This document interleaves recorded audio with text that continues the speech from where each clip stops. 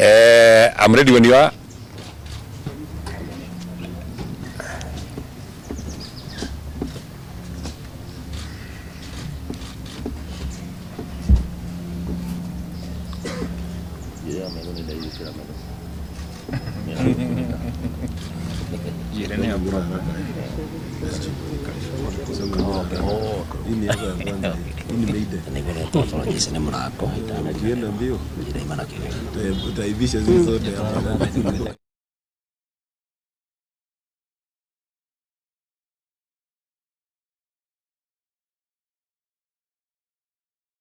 A statement by the DCP party. These are our MPs allied to our party.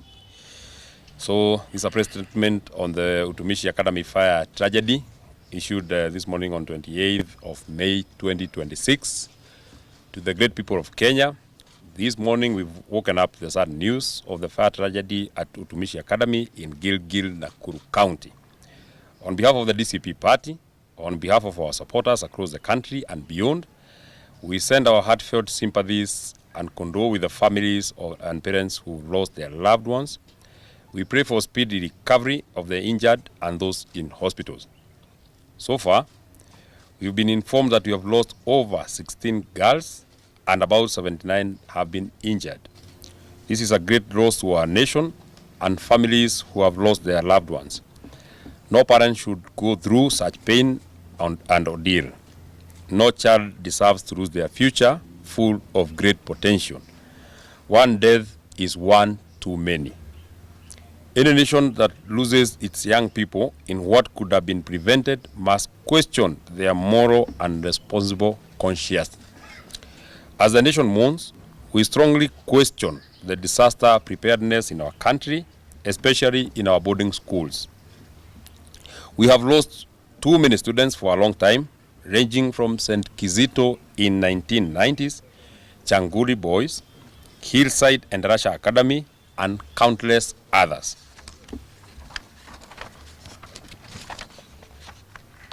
It is unfortunate that while the National Disaster Response Management Bill is stuck with the leadership of the National Assembly, our children continue to face danger in schools and Kenyans are still not spared. The recklessness of parliamentary leadership remains painful to Kenya. The function of disaster response is treated as an afterthought by this administration, who carelessly moved to the incompetent Cabinet Secretary for Interior, Kipchumba Murkomen, who cannot be reached while he is attending to his late-night social calendars.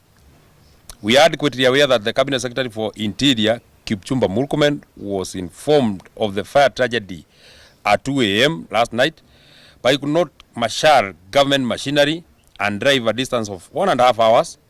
The Cabinet Secretary is too big that he could not even drive. He chose to only fly and was waiting for the weather to clear up this morning. A Cabinet Secretary who is an epitome of failure, Mr. Kipchumba Murkomen, must take personal responsibility in the loss of lives of the children who have lost their lives. If the same effort and energy used to recruit, deploy, and maintain political goons by Kipchumba Murkomen and Raymond Omoro was applied, disaster management bill would have been applied, mitigation measures would have been implemented, and lives would have been saved. Moving into the future, we must put Kenya in a much better space in terms of disaster preparedness, disaster management, and mitigation. The question that we ask is, where is the National Disaster Response Committee, including all the key stakeholders, that was appointed in the year 2023 and put under the office of the Deputy President? Why was this key function moved to the Cabinet Secretary for Interior as a person and not an office? What interests are there by the President in moving functions to an individual rather than state departments? What was so hard for the Cabinet Secretary of Education to move to Nakuru as compared to going to Safari Park Hotel when our girls have died in numbers? Where is empathy? Kenya deserves better. How safe are our schools? If Utumishi Academy could lose 16 girls, yet we have security agencies at a stone throw, how safe are our kids in the other parts of the country? Since the fire tragedy in Endarasha in 2024, we have never been told how 21 babies died. What country is this that we are living in? We call for the immediate censure of the Cabinet Secretary for Education and the resignation of the Cabinet Secretary for Interior, Kipchumba Murkomen, for the deaths of our children at Utumishi Academy. That is our statement for this morning, and we actually would want to leave it at that. I'm sure we'll also call you at a future date as we continue to give blow-by-blow accounts of what we want to do and what we are planning for the people of Kenya. I want to thank you very much. Asanteni sana. Thank you. Thank you. Good work.